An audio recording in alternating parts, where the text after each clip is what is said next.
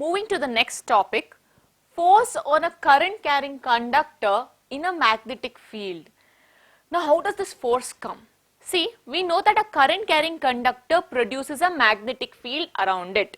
Yes, a current carrying conductor produces a magnetic field around it. Now if I bring a magnet, the magnet also has a magnetic field, yes. If I bring these two together, this one's field will react with this one's field. Because the fields will react, that means it will come to a point where who is stronger, who is less, it will move. So this conductor will move. This conductor will move. That means there is a force acting on the conductor. There is a displacement. So what do we understand by this? A current carrying conductor produces a magnetic field around it. If you bring a magnetic field, if you bring a magnet and you place the current carrying conductor in this one's field, then the two fields interact. There is a force that will act on the current carrying conductor. Let us see how and let's understand the observations of this experiment. In this experiment, we have taken a magnet, a current carrying conductor here, and we have placed a magnet like this. This is a 2D figure. This is why, which is why it's looking like that. It's if you look at it in reality, you will see that the magnet is placed like this, and here there is a current carrying conductor. So while conducting this experiment, we took a horseshoe magnet, north pole here, south pole here, and we placed a current carrying conductor in which current is flowing in this direction. When it is flowing in this direction, we saw that the conductor moved here. The conductor moved here, okay, this side. So now how to get the direction, we'll come to that later. That is what we observe, okay. So the first point to understand here is the force increases if the magnetic field is increased. If I use a higher magnetic field instead of this north-south horseshoe magnet, if I use a stronger horseshoe magnet, you will see that the force is more. If I increase the current in the circuit, then also you will see that the force is more. Why? If I increase the current in the circuit, this one's magnetic field will increase. The B here is the magnet's magnetic field, okay, not the field around the current. So this one's magnetic field. So whenever you have a magnet and you keep generating a field, the B will refer to that magnet. So if I increase the current also, the force increased. And longer the length of the conductor, if it is longer, then more force was experienced. If I reverse the direction of current, if I change the direction of current, instead of like this, now I change it like this, then the conductor moved in the opposite direction. The force acted in the opposite direction. If I change the direction of field from north to south, I change this to north to south like this, south to north, then also we saw that the force acted in the opposite direction. So these were the 5 observations. Because the current, if I reverse the current, force also, direction of force reverse. If I reverse the magnetic field, then also the direction of force was reversed. So can I say the direction of force depends on current and magnetic field? Yes. So the direction of the force depends on the direction of the current and the magnetic field. We also observed that, see, field is going from here to here, north to south. Current is going like this. So field is like this, current is like this. They are perpendicular to each other. Force was maximum. Force was maximum. That force is maximum means what? Displacement is maximum. This is moving away. Force is maximum or displacement was maximum when current was perpendicular to the field. When current was perpendicular to the field. And so now all this was the experiment. Now we got the direction of force. How should I get the direction of force? Is there any rule? Yes, there is. The direction of force is given by Fleming's left hand rule, which we will study next. So Fleming's left hand rule. What is Fleming's left hand rule used for? To get the direction of force. Direction of force or direction of motion, same thing, because only if there is force it will move. So direction of motion and direction of force, same thing. So we are using Fleming's left hand rule. Take your left hand. So Fleming's left hand rule states that stretch your left hand such that the thumb, the index finger and the middle finger are mutually perpendicular to each other. They 90-90. Stretch your thumb, index finger and middle finger such that they are mutually perpendicular to each other. Then your final answer result, you are trying to get motion. So you leave the thumb. Now understand this. Stretch your left hand such that the thumb, index finger and the middle finger are mutually perpendicular to each other. If the index finger points in the direction of the magnetic field, the middle finger points in the direction of current, then the thumb will give you the direction of motion of the conductor. I repeat, stretch your left hand such that the index finger, the middle finger and the thumb are mutually perpendicular to each other. If the index finger gives the direction of magnetic field and the middle finger gives the direction of current, then the thumb will give you the direction of motion on the conductor. Your then part should have the thumb only. The last part should be thumb. Why? Because that is the result. That is what you are getting. Magnetic field and current is what you are keeping in the experiment. Answer is coming out to be the force. Force is the effect. So that should be your then. Now let's apply this Fleming's left hand rule to this circuit. Okay. So now in this circuit, this was the magnetic field, right? The field is going upwards, north to south. Field direction always north to south. Agreed? So stretch your left hand such that it's like this. So the field is going upwards. First keep the direction of field. So now hold your field. How is the current? If this was the magnet, current was coming like this. Yes? So stretch your hand. Please look at the image in your book. Do it in the book. This is how the field is going. This conductor is here. Conductor is here. So current is going, see, don't change this, hold it. Current is going here, hold it, rotate your hand. Why rotate your hand? Because current is coming in this direction. Thumb is going towards the left. The blue arrow shows you that the force is acting towards the left. Understood? I'll show it again. Stretch your three fingers so that they're mutually perpendicular to each other. Set the field direction first. It's from north to south. Current is coming in this direction. Hold this, turn your hand such that the middle finger is coming towards you. Then your thumb will give you the direction of force, which is nothing but the blue arrow towards the left. Example 13.2. An electron enters a magnetic field at right angles to it, as shown in the figure. The direction of the force acting on the electron will be, see, first of all, to apply Fleming's left hand rule, the magnetic field and current have to be perpendicular to each other. Okay, is it to the right, to the left, out of the page, into the page? Now you all have to do it on your table in your book. I will think this is my book, this is my page, and I am doing it on the page. So you have to do the same thing on your page over here. So look, they have given the electron direction is like this. If electron direction is like this, I told you in the note the direction of electron is opposite to the direction of current, and Fleming's left hand rule is not using electron, it is using current. So I can say current goes in this direction. What can I say about the magnetic field? It goes in this direction. Yes, current goes in this direction. Magnetic field is given in the question, this direction. Why current goes in this direction? Because direction of current is opposite to that of the direction of electron. Now apply Fleming's left hand rule.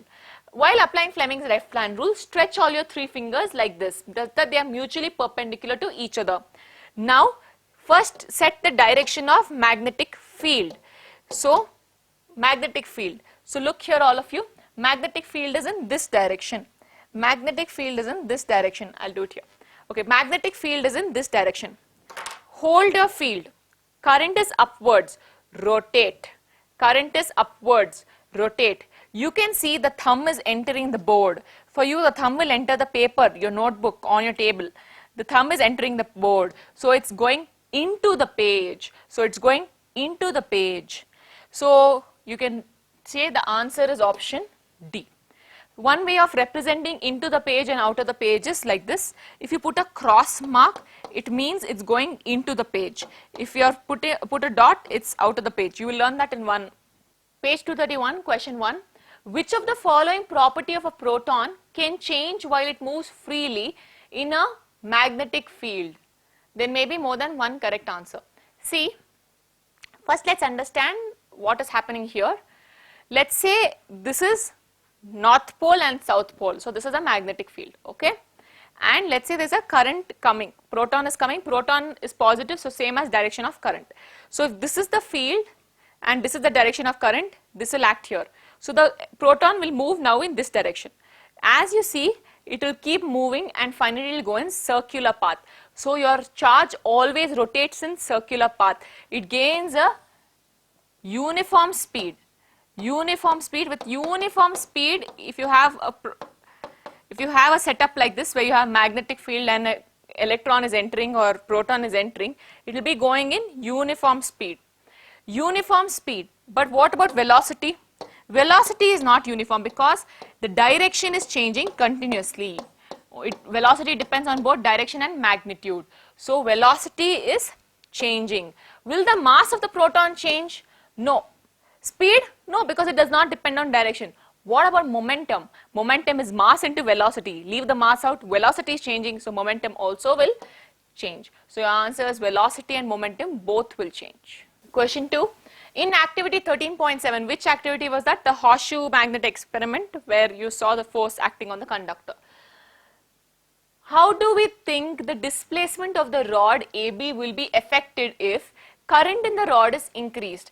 If current is increased, force is increased. So displacement also increased. A stronger horseshoe magnet is used, means more magnetic field, more force, more displacement. Length of the conductor is increased, force increased, more displacement. In all the three cases, the displacement increases, already discussed in the activity. A positively charged particle projected towards the west.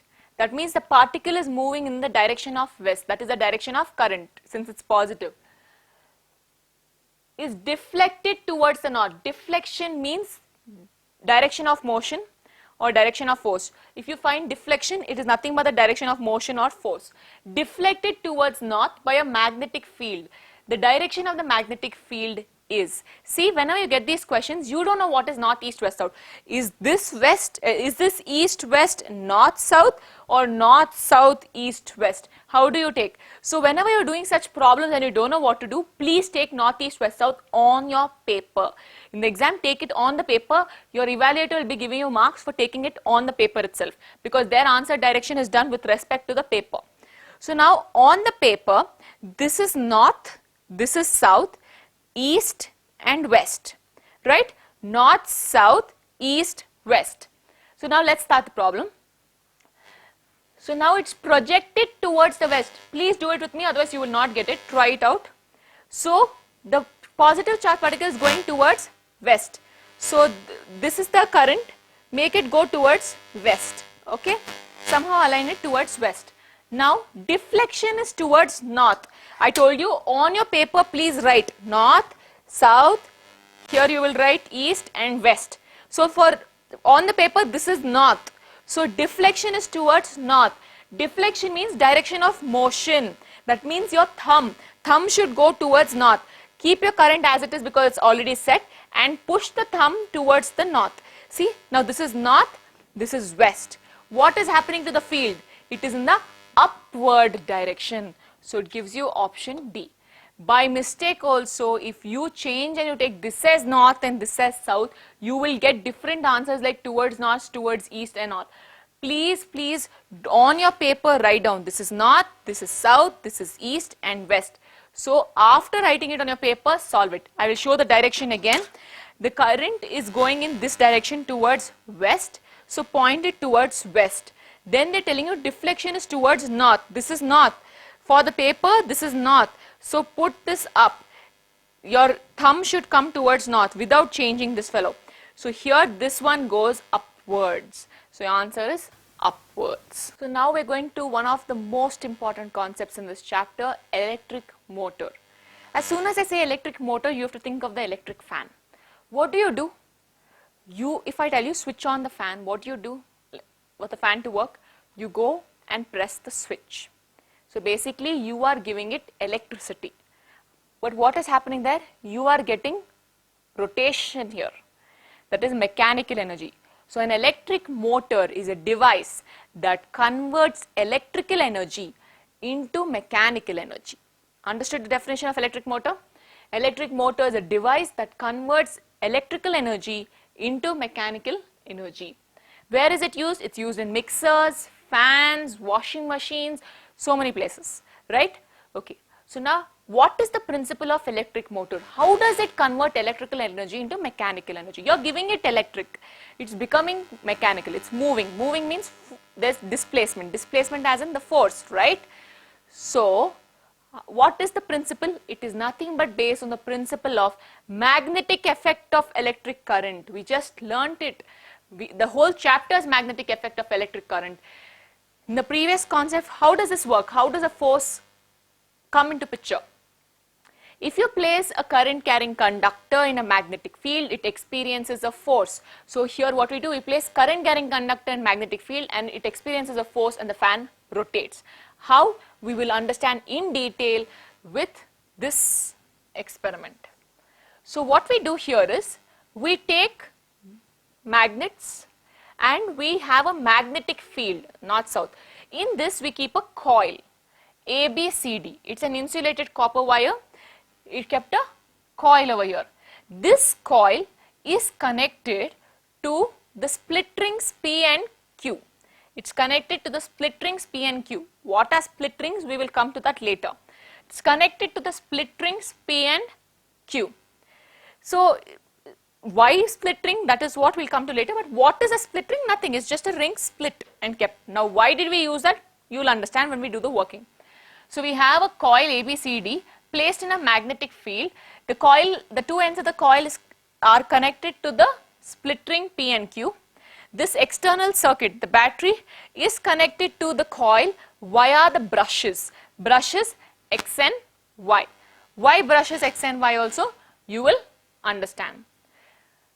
Now, so let us understand this step by step now. So now we have the magnet and we switched on the circuit. Current begins to flow in this direction. So, use your Fleming's left hand, use your left hand and apply Fleming's rule. Field is going from north to south, current is going into the plane. So, field is going from north to south, current is going into the plane. So, this is north pole, this is south pole, current is going into the plane. So, field is going from north to south, current is going into the plane. So, think this is north, this is south, field is going here and the current is entering. You will see that this conductor wants to go downwards. This conductor wants to go downwards. Come to the CD part. Come to the CD part. North-south, current is going north-south, current is going like this. So, this wants to go upward. So, there is a force acting on AB downwards and there is a force acting on CD upwards. What about BC? This is north to south. Current is also BC. They are not perpendicular to each other. There will be no force acting. Told you for the force to act, they have to be perpendicular to each other or at least some angle. This is 0 degree, no force acting. So, same thing with AD. So, AB wants to go downwards and CD wants to go upwards. So, AB wants to go down, CD wants to go up. They will rotate. It will rotate and then CD will come this side, AB will go this side. See, so it's rotating and now CD came this side, CD is here, AB is here. If I do now forget the split ring part, so what would happen now? If not, current would flow through AB, current would flow through AB and current would flow through AB and then come through CD and go back. If there were no split rings, current would go through AB and then come back like this. And if current is going through AB like this, what will happen? If it's going through AB, AB always wants to go downwards, correct? AB will want to go downwards. So what happened now? See here, AB came down and CD came here. Now AB again wants to go down. Does your fan rotate like this? No. So you can't make the current flow from A to B. We have to change the direction of current now. We have to make it from B to A, which is why we use split ring. Split ring reverses the direction of current. Current here was from A to B. See, it became B to A. How? Because here the split AB was connected to split ring S1, right? And here this ring was connected to S2. Can you see S1 and S2 change positions? S1 and S2 change positions. If they did not change positions and S1 was still here and S2 was here, current would flow to AB and then CD. Then AB would want to go downwards again and come back. Your fan does not rotate like this and then like this. It continuously rotates. So we reverse the direction of current, which is why we use split rings. Split rings behave as a commutator. What does a commutator do? It reverses the direction of current. Why do we use a commutator here? So that the rotation can happen continuously in one direction. So now current goes in this direction, it got reversed. Now CD, current is flowing from D to C and then B to A. Applying Fleming's left hand again, field is going from north to south, current is going inwards, CD wants to go down. And here north to south, current is coming here, this wants to go up. So observe, initially AB wanted to go down, CD came here. So it came here. Now this is AB. AB wants to go up, CD wants to go down. The rotation is completed and that's how your fan rotates. Now what was the purpose of brushes? See, this is the current flowing, okay, this is the hand, this is the external part of the circuit, think my hand is that. And this is the brush. If I instead of brush, if I directly connect the wire to the split ring, there's no brush, then what happens? As the split ring rotates, the whole wire will only rotate. Your full circuit will rotate. Do you want everything to rotate? Do you want your current to rotate? Do you want your batteries to rotate? Imagine the battery is also rotating.